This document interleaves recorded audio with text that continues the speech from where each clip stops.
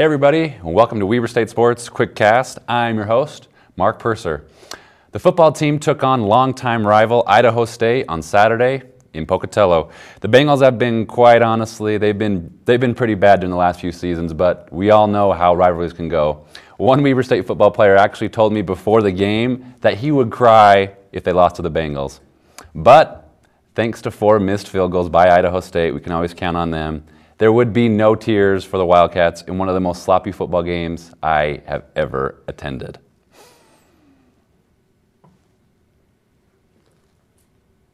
The Wildcats turned it over 5 times, twice in the red zone, and to make things worse, the officials penalized the Wildcats 10 times for 129 yards and made just downright awful calls throughout the whole game. I mean, come on, check it out. This guy is down. The only touchdown the Bengals would get was this 100-yard return off a Cameron Higgins interception. But Higgins regrouped and added this nifty 8-yard run for the score to make it 7-all. And just before the half, the Wildcats thought they had scored another touchdown, but the officials thought otherwise. Instead, the Wildcats added a field goal to take a 10-7 lead at halftime. But in the fourth quarter, things would get wacky. The Wildcats would regain the lead on this 3-yard touchdown run by Vi Tafuna, which made it 16-13 with 13 minutes left in the game. After that, the Wildcat offense, with the help of the refs, tried to gift wrap the game for the Bengals, but I guess they really didn't want it. Idaho State had 2 golden opportunities late in the game to tie or even take the lead, but both ended with, yep, you got it, missed field goals. Finally, the Wildcats sealed the victory with this first down. Wait a minute. Or did they? With only seconds left, the officials called an incomplete pass, which stopped the clock and allowed one more opportunity for the Bengals to tie or take the lead. A deep pass to Devoy Moore that magically took only seconds set up another field goal attempt with 1 second left.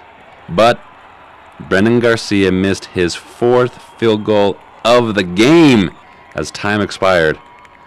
Now it's over for sure, I think. Final score, Weber State 16, your Idaho State Bungles 13.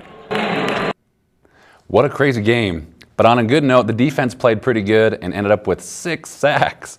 If you'd like to see more highlights of the game, check us out at Weber State at our Weber State News channel on YouTube. Now, normally each week we like to honor a Weber State player for his or her good game, but this week our player of the week goes to Idaho State kicker Brendan Garcia. If it weren't for his 4 missed field goals, Weber State just might have lost to the Bengals. Brendan is a 5'9" freshman from California and is majoring in radiographic sciences. From all of us, Weber State fans, thanks again and good luck with the rest of the season, Brendan Garcia. Now on to volleyball. The Lady Wildcats hosted the BYU Cougars last Tuesday at the Swenson Gym. John Capel was there to catch up with the intense volleyball action. The Weber State women were eager for a win as they charged onto the court against rival BYU. The Cougars just came off a double match back-to-back wins which broke their long-winded losing streak. But the Wildcats are talented and go hard. Number 11, Caitlin Penrod, and Carissa Noble, wearing number 8, worked together as a set and spike combo that was hard to beat. First game action had the Wildcats tied at 22 after a well-won comeback. The Cougs finally ended it at 25.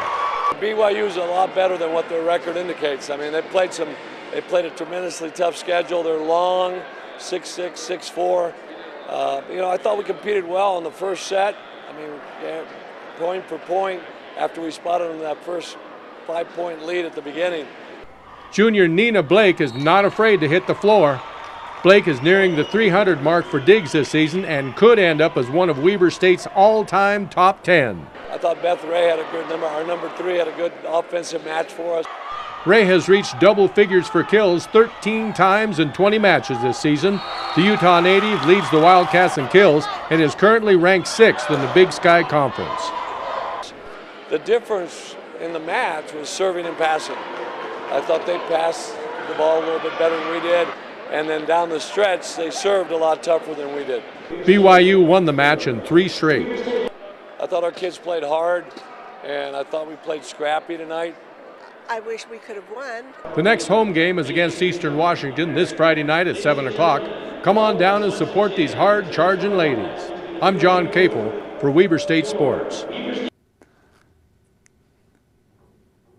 Swenson Gym is home of women's Wildcat Volleyball. We'll keep you up to date right here on Weber State Sports. The women's soccer team headed up north this weekend to take on the University of Montana and Eastern Washington. The Lady Cats opened their weekend play with a 4-0 win over the Grizz. Way to go, girls. With goals from Roxy Tebbs, Kiersey Davis, and 2 goals from Jessie Badley. Badley was also assisted by our fellow classmate, Alyssa Toomey. Good job, Alyssa. After a much-needed win in conference play, the Lady Cats were on to the Eastern Washington Eagles. But this game didn't go so well. The Cats had many opportunities early on, but the Eagles were the first ones to score off a corner kick. Finally, Tebbs found the back of the net and tied the game up with her second goal of the weekend. Once the game was tied up, the Cats were crashing the goal, looking to get up on the Eagles, but the Eagles got a deflected shot on goal that went right through keeper Ryan Walden's hands and into the net. Even though the Cats outshot the Eagles 17-10, the game would end 2-1 for the Eagles. The Lady Cats are now 1-2-1 in conference play with 3 games left this season. The Wildcats have a home game Thursday against Portland State and then travel to Sac State on Saturday. Go get them, ladies.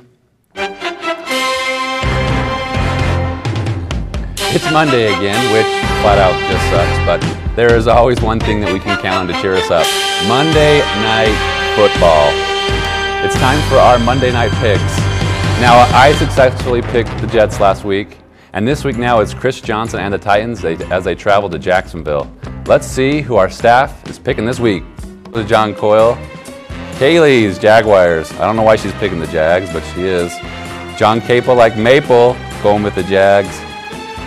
Justin, Titans. I like your pick there, Blake, going with the Jags. And Ray, hey, he shrunk last time. He's going with the Titans. And me, I'm going with the Jags, baby. They've been hit and miss, but they did beat the Colts, so you never know. All right, well, thanks for joining us. Make sure to stick around to get all of your Weber State scores and upcoming events. Good luck to all the teams. See you next Monday. And go Wildcats and Jags.